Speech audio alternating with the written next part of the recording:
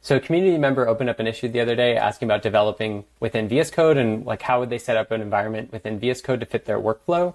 And I realized most of the content I've made shows development entirely from within Jupyter Lab. One really nice thing about anywidget in comparison to traditional widgets is that you actually can develop entirely from within VS Code, and it feels very similar to the videos that I've shown about developing in Jupyter Lab. So we can hop right over to the terminal, and the first thing I'm going to do is create an anywidget repo. And you could make a Python environment yourself and sort of bootstrap your own Python environment, but I think in terms of just getting up and running, the easiest thing to do is actually run our CLI. So I'm going to run npm create anywidget at latest. This will walk me through creating a Python project. So I'm going to say ipyfoo. I'm going to name this project ipyfoo, and this will create a directory that's a Python repo. And then I don't want to worry about any sort of front-end framework or front-end tooling, so I'm going to choose the vanilla framework and also this minimal JavaScript example. So although I'm using npm to sort of bootstrap this environment, once I create this repo, I don't need any other front-end tooling to get started. So now that we've made this repo, we can open up VS Code and start developing.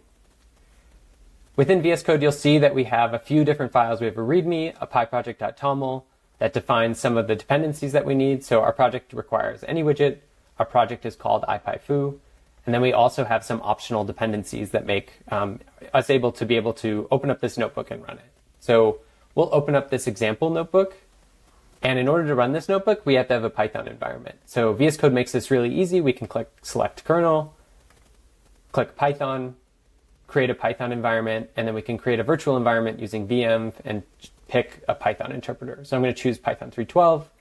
And I also want to make sure that I install the development dependencies. So that will be able to run this notebook.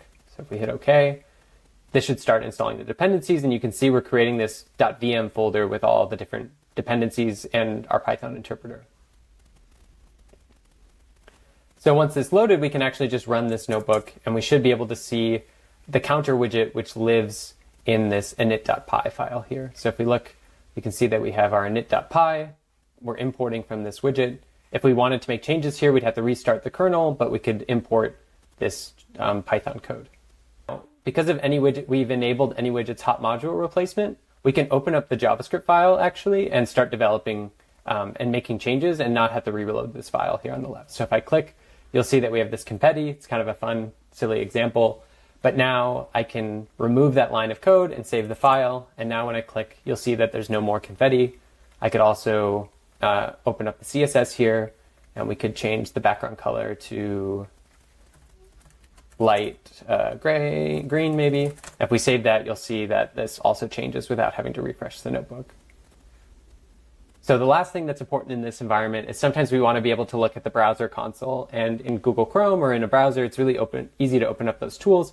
In VS Code, they're a little bit hidden. If you run Command-Shift-P or Control-Shift-P, you can open up the command palette, and we just want to select the developer toggle developer tools option here. And what this will do is this will open up a console for this page, and we can now log things in the front end in our JavaScript code. So within this front end code, if we write console.log hello from